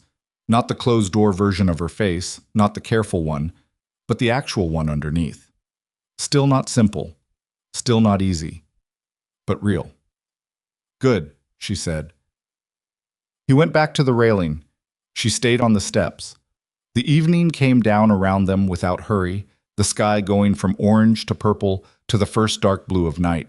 And somewhere in the barn, Pirate the Crow made a sound that James insisted was language, and everyone else accepted as simply crow. And the ranch was quiet in the way that places are quiet when they've found their rhythm. Inside, one of the boys turned over in his sleep. Outside, 2 people sat in the summer night with the particular comfort of those who have stopped measuring what they're owed and started building what they want. And the porch held them steady, and the land stretched out in every direction toward a future that had no guarantees but was, for the first time in a long time, genuinely theirs. September came in on the back of the last hot days of summer, and the ranch shifted gears the way it always did with the season. Quieter in the mornings, the light arriving later and leaving sooner, the cattle settling into the rhythms that preceded the long cold. Gideon felt the change in his hands before he saw it in the sky. The work of fall was different from summer work, more deliberate, more about preparation than production, and he moved through it with the particular satisfaction of a man who knows what he's doing and why. The school had grown. That was the thing nobody had quite predicted, including Evelyn. What had begun as 11 children in a converted storage room had, by the end of summer, become something the county was paying actual attention to. 2 families from the far north ridge had started sending their children the 4 miles on horseback 3 mornings a week. A woman named Prescott, whose husband had died the previous winter, leaving her with a homestead and 3 children under 10, had approached Evelyn in August and asked whether she might be allowed to sit in on the lessons herself. She'd had only 4 years of schooling as a girl and felt the gap daily. Evelyn had said yes without hesitation. By September, there were 14 children and 1 adult learning in the East storage room, and it was clear that the storage room was not going to be adequate for much longer. "We need a proper building," Nora said, with the authority of someone who has been thinking about this for weeks and has finally decided to say it out loud. It was a Sunday evening. The family was at the table after dinner, all 5 of them, which was still a thing Gideon sometimes registered consciously, the shape of 5 people around a table, the particular noise of it. "We," Franklin said. "The school," Nora said. "It needs its own building, not a storage room." "That takes money," Gideon said. "It takes lumber and labor," Evelyn said carefully, "which aren't the same as money if enough people contribute both." He looked at her. "You've been thinking about this since July. And you're telling me now."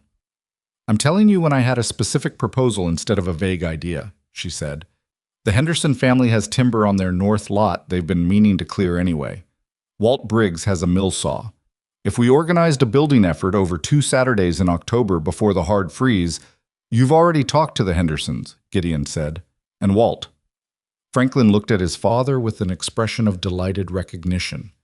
"She did the thing you do," he said, "where you figure out the whole plan before you say anything." Gideon looked at his son, then at Evelyn. "I'll talk to Henderson this week," he said. The school building went up over 3 Saturdays in October, not 2, because the first Saturday was lost to rain, and the second was hampered by Walt Briggs's mill saw developing a problem that took most of the morning to fix. It was not a graceful process. There were disagreements about the roof angle, a significant argument between 2 of the Calhoun brothers about load-bearing, and an incident with Franklin and a hammer that resulted in a bruised thumbnail and language that Evelyn quietly addressed with him later. But it went up. It was a single room, 20 feet by 30, with 4 real windows and a proper door and a floor that was level on most of it. Gideon built the benches himself over 2 evenings in the barn, better than the rough ones in the storage room, sanded enough that a child could sit on them without collecting splinters. Evelyn made the curtains from materials she'd been saving for something she hadn't yet named. On the first day of classes in the new building, she stood at the door and watched the children come in, 14 of them, and Mrs. Prescott behind them in her good coat, and she was quiet for a long moment before she went in after them. Gideon had stayed to watch the first arrivals. He thought she didn't know he was there, but as she reached the door, she paused and turned and found him without searching, the way people do when they've become attuned to each other's presence. "Well," she said. "Well," he said. She went in, and he went back to the cattle, but he carried something from that exchange for the rest of the day, something he couldn't have named precisely, only that it had to do with watching a person get back a thing that had been taken from them, and understanding what that cost and what it was worth. October moved into November, and the letters from Ohio stopped.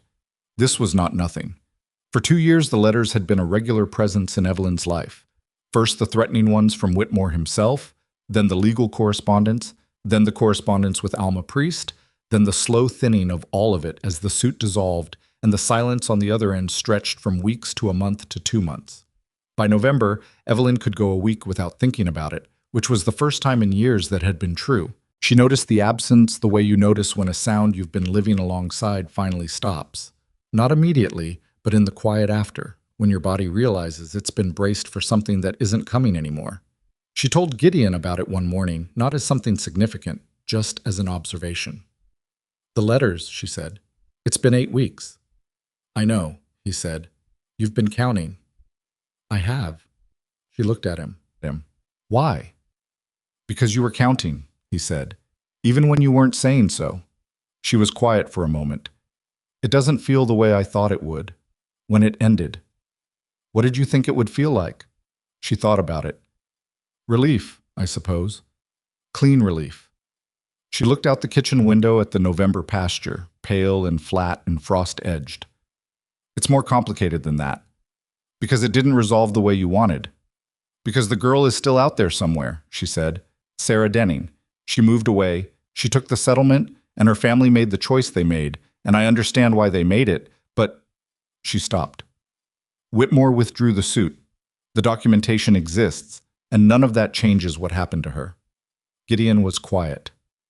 "I know I can't fix that," Evelyn said. "I knew it when I reported it. I knew it when I followed her family out of that courthouse." She turned from the window. "You do what you can do, and it's still not enough, and you have to keep living anyway. I know that." She pressed her lips together. "It's just a thing I'll always carry." "Yes," he said. He didn't tell her it would get lighter, because he didn't know that it would, and he wasn't in the business of convenient comfort. "But you're not carrying it the same way you were." She looked at him. "When you came here, you were carrying it alone," he said. "You're not anymore." She held his gaze for a moment. "No," she said. "I'm not." She went to pour more coffee. He watched her for a second before he went out to the barn, and he thought that this was the part nobody tells you about when you talk about healing, that it doesn't happen in moments of revelation, but in mornings like this one, in a kitchen in November, in the plain fact of not being alone with the hardest things. Nora turned 11 in December. She had been 10 when Evelyn arrived, which meant that for a third of her life now, she had lived in a house with this woman. And whatever the first months had been, careful and watchful, and full of the particular tension of a child deciding whether to trust, what it had become was something quieter and more settled than that. Not uncomplicated. Nora was not an uncomplicated person. She had opinions about how lessons should be structured and strong feelings about when the boys were being treated too leniently, and a habit of presenting her father with arguments rather than requests that Gideon suspected she had partly learned from Evelyn and partly developed entirely on her own. For her birthday, she asked for one specific thing. She asked Evelyn to teach her from a proper textbook. Not the frontier school curriculum she used with the younger students, but the secondary-level literature and history and mathematics that Evelyn had taught in Ohio. She presented this request formally, at dinner, with the air of someone who has assessed the situation and determined that she is underselling herself. Evelyn looked at her for a moment. "Why?" "Because I want to be a teacher," Nora said, "and I want to be a good one, not just able to teach a child their letters. A real one." "That's going to take years of serious work," Evelyn said. "I know. I'm going to be harder on you than I am on the other students. I know that too." "You're sure?" "Evelyn."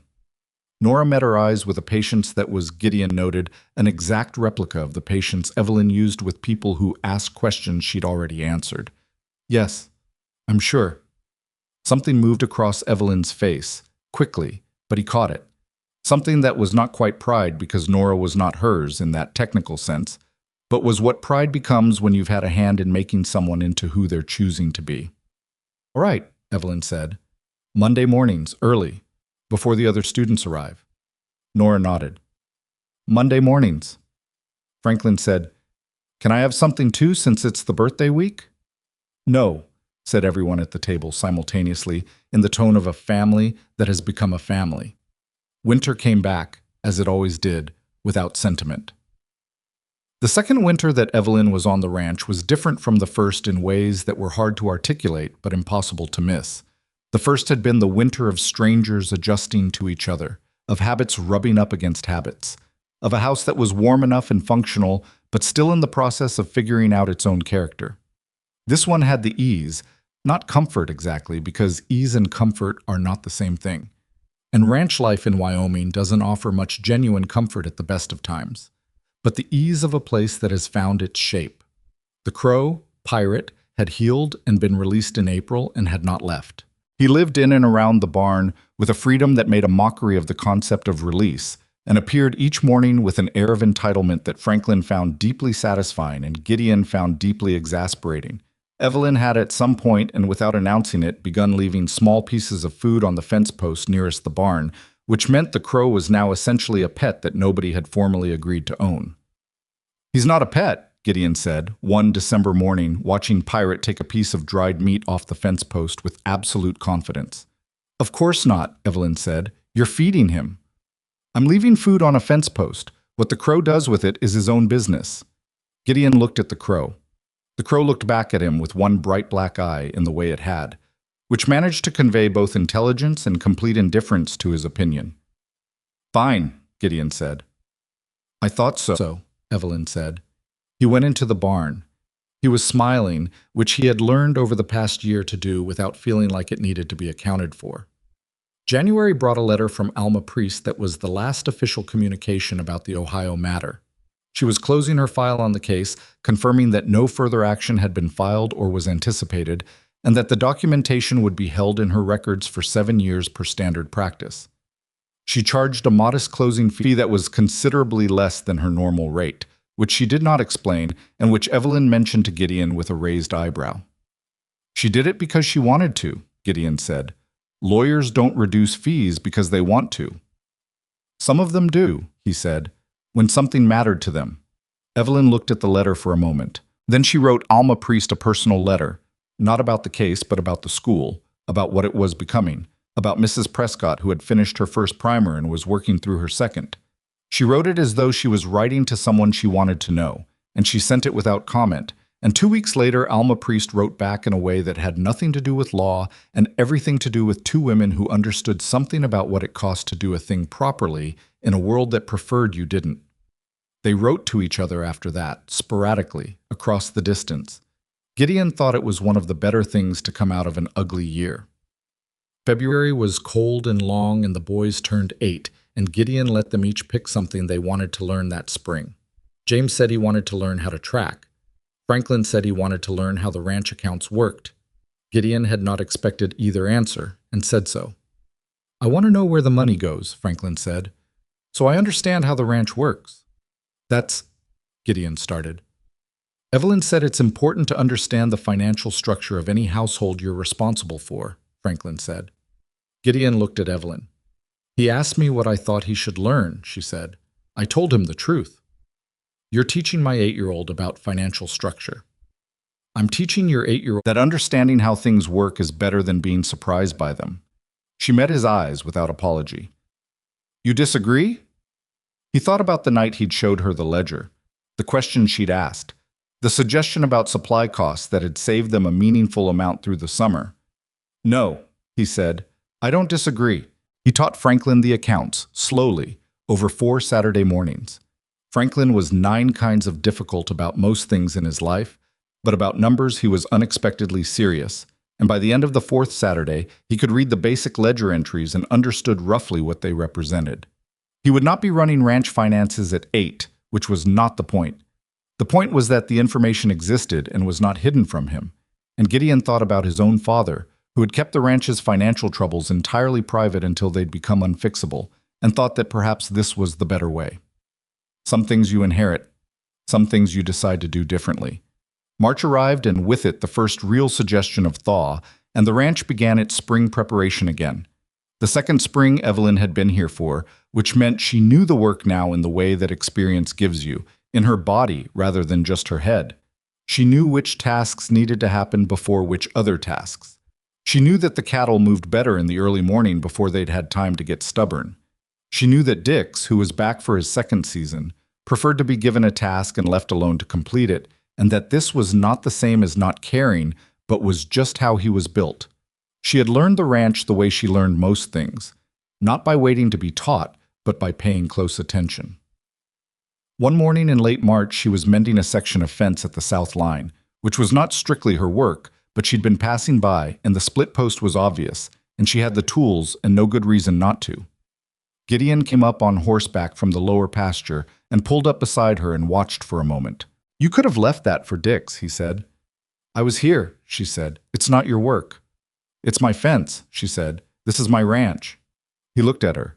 She looked up at him from where she was crouched beside the post. "Yes," he said. "It is." She went back to the post. He sat on the horse and watched her work for a moment before he moved on, and he thought about the advertisement he'd placed on a Thursday night in September with his pride in the dirt and his children suffering and his hands unable to see a way forward, and he thought about the woman who had stepped off the train with one trunk and no promises and had decided this particular impossible thing was worth trying. He thought about what it means to choose a life rather than fall into one, about how rarely people actually do it, how most of the time people move from one thing to the next because of circumstance and necessity and the sheer momentum of events, and call it living. And how occasionally, if a person is paying attention, they find themselves making a genuine choice, not because it's easy or safe or certain, but because something in them knows that this is where the real thing is. He'd placed an advertisement for a capable woman and gotten something he had no category for. She'd answered an advertisement for practical arrangement and found something she'd stopped expecting to find. Neither of them had been looking for what they found, which was probably the only reason they'd been able to find it. People looking for love tend to mistake the idea of it for the actual article. People not looking at all sometimes stumble into it with their hands full of something else entirely and have to figure out what to do with it on the fly. What you do with it, he'd learned, is work. Same as everything else. You show up every day, and you do the work, and you don't pretend it's going to be easy, and you don't quit when it isn't, and over time the thing you've been building starts to look like something you'd have chosen on purpose even if you didn't know to. April. And the school now had 17 students. Evelyn had started a letter-writing project with the older children, each of them writing weekly to a student in a school in Cheyenne that Alma Priest had connected her with, practicing correspondence, practicing the idea that the world was larger than the county they could see. Nora ran this project alongside her morning sessions, with the focused authority of someone who has been given responsibility and takes it with both hands. Mrs. Prescott had finished her second primer and started a third, and had begun tentatively helping Evelyn with the arithmetic for the youngest students, and was better at it than she gave herself credit for. One afternoon in April, Evelyn sat on the bench outside the school building, which still didn't have a name, which she'd been meaning to address, and wrote in the notebook she kept about the students. Not grades, not evaluations, just observations. What worked for which child? What a particular student had said that suggested something about how they understood the world. The things you notice when you're paying attention.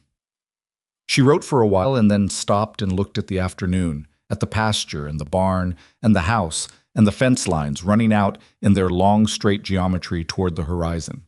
She thought about Ohio, about the school there that she'd loved and the students she'd loved and the thing that had happened that had taken it all from her. She thought about what it had cost her, not in abstract terms, but in specific ones, in the years of exile and the loneliness of it, and the way she'd learned to make herself small and portable, not attached to anything that could be taken. She thought about Gideon's kitchen in October, that first morning, the smell of wood smoke and cold air, and the 3 children looking at her from the table like she was a problem to be assessed.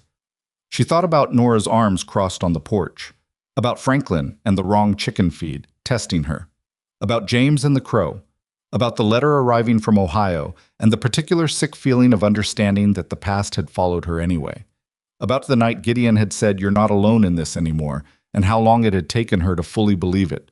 You don't know when you're in the middle of a hard stretch that you're building something. It just feels like difficulty, like one long grind with no visible end. It's only when you're out the other side and something like this afternoon exists, the April light and the school she helped build and the sound of children inside it, that you understand the grinding was actually construction, that you were making the future while you were just trying to survive the present. She wasn't a person who believed in easy lessons.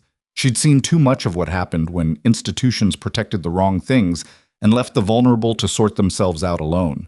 She knew that her situation had resolved better than most, that she'd had resources and documentation, and a formidable attorney and a husband who stood beside her and neighbors who showed up, and that there were women who had none of those things and were still in the middle of their impossible stretches with no end visible. That knowledge was the part she carried and would always carry, the thing that didn't resolve cleanly. But she was also, sitting on this bench in April, someone who had made it through. And making it through was not nothing. Making it through meant you were still here, still teaching, still building, still available to be the person someone else came to when they needed someone to believe them. That was worth something. That was worth a great deal. The school needed a name. She'd been turning it over for weeks, the way you turn a stone over without knowing what you're looking for. Something that said what the place was for without being solemn about it. Something real. She went inside and wrote it on the chalkboard and stood back and looked at it. When the children arrived the next morning, Nora came in first and stopped and read it. Harlan Creek School, she said. Yes. That's simple. Things that need to last should be simple, Evelyn said. Otherwise you spend all your energy on the name instead of what's inside it. Nora looked at the board for another moment. I like it, she said. Good, Evelyn said. Help me with the arithmetic boards before the others get here. May came and the pastures went green in the way Wyoming pastures go green, suddenly and completely, as if the land had been holding its breath through 7 months of winter and finally let it out. The cattle moved well. The ranch's numbers for the first quarter were, for the first time in several years, solidly good. Gideon sat with the ledger on a May evening and added the columns 3 times because he wanted to be sure, and each time they said the same thing, and he set the ledger down and sat for a minute with the simple satisfaction of having held something together long enough for it to work. Evelyn was at the other end of the table writing letters, to Alma Priest, to a school board official in Cheyenne she'd been corresponding with about formal recognition for the Harlan Creek School, to Dr. Cross, with whom she still corresponded occasionally, not about the case, but about medicine and teaching and the plain fact of 2 people who had done a difficult thing together and stayed in each other's orbit afterward. The numbers are good, Gideon said. I know, she said, without looking up. I saw the ledger yesterday. Of course you did. She looked up. You're surprised I look at the ledger? No, he said. I'm not surprised by much you do anymore. Is that a compliment? It is, he said. She went back to her letter. He watched her for a moment, the way she held the pen, the particular angle of her head when she was choosing words, the lamp beside her casting light on the side of her face. He thought about a Thursday night and a blank piece of paper and a decision made out of desperation that had turned out to be the best decision of his life. Not because it had gone smoothly, but because it had gone honestly, and because the woman across the table had insisted on honesty at every juncture, even when it was inconvenient, and sometimes because it was inconvenient. Evelyn, he said. I want to say something. She set the pen down and looked at him. I know we don't. I know you're not someone who needs things said more than once, he started, but I want to say it anyway. She waited. The first winter after Clara died, he said. I didn't know how to be in this house. I knew how to run the ranch, but the house, he stopped. I was keeping them alive. I wasn't giving them anything worth keeping. She was very still. You gave it back, he said. Not just to them. To me. He looked at the table, then back up at her. I know that's not why you came here. I know the whole thing started as a practical arrangement, and you had your own reasons and your own history that had nothing to do with me. But what it became... He stopped again because he was not a man who made speeches, and the words were starting to feel like too many. Gideon, she said quietly. I'm grateful, he said. That's the word. I'm grateful. She looked at him for a long moment. Her expression did something complicated, not the closed-door version, not the careful one, but the real one, and underneath it something that had been worn thin by a long time of being strong by herself, and had finally found somewhere to rest without having to pretend it wasn't tired. I didn't know this was going to happen, she said. This, she gestured slightly, meaning the room, the house, the life. I answered an advertisement. I expected to be useful. I did not expect to be home, he said. She pressed her lips together. Yes, she said. That. He reached across the table again, same as before, the same deliberate gesture. She put her hands under his. Outside, the May night was doing what May nights in Wyoming do, going slowly dark, the stars arriving one at a time, the air still carrying the last warmth of the long day. Inside the Harlan Creek School, a quarter-mile off, the chalkboard still said what it said, simple and plain and built to last. In the house, 3 children were in their beds in the various positions of sleep, Nora with her notebook on the pillow beside her, James with his arms thrown wide in the unconcerned abandon of the deeply unconscious, Franklin in the exact center of his bed with the tidiness of someone who sleeps the way he does most things, entirely on his own terms. And in the kitchen, two people sat across a table in the lamplight and held on. Not perfectly, not without cost, not in any way that hadn't been earned by months of difficult ordinary work, by arguments and adjustments and hard conversations, and the kind of daily showing up that is not romantic, but is the actual substance of a life shared with another person. They had not saved each other in any dramatic sense. They had just stayed. They had just kept working, kept being honest, kept being present in the ordinary ways that turn out to matter more than the extraordinary ones. That's the thing about real lives. They're built out of ordinary material. A cup of coffee passed without being asked for. A lamp moved to share the light. A hand pressed flat on a table to steady something internal. A letter posted to a stranger in Cheyenne. A school building raised by neighbors who came on a Saturday because it was right. The big moments are real, but they're held up by all the small ones underneath, the way visible land is held up by bedrock too deep to see. Gideon Mercer placed an advertisement because he was out of options and too proud to say so and trying to keep a promise to a woman who was gone. He found something he didn't know to ask for, with a person he would never have known to look for, in the middle of a hard year in a territory that made no promises to anyone. Evelyn Rowan answered an advertisement because she was exiled and without options and carrying something heavy and needed somewhere to put it down. She found a family that didn't need her to be someone she wasn't. She found children who needed her to stay. She found a man who told the truth and stood in the yard and said my family and meant it. Neither of them would have described their life as a love story. They were too practical for that, too aware of the cost of things, too familiar with how far the distance is between what you hope for and what you get.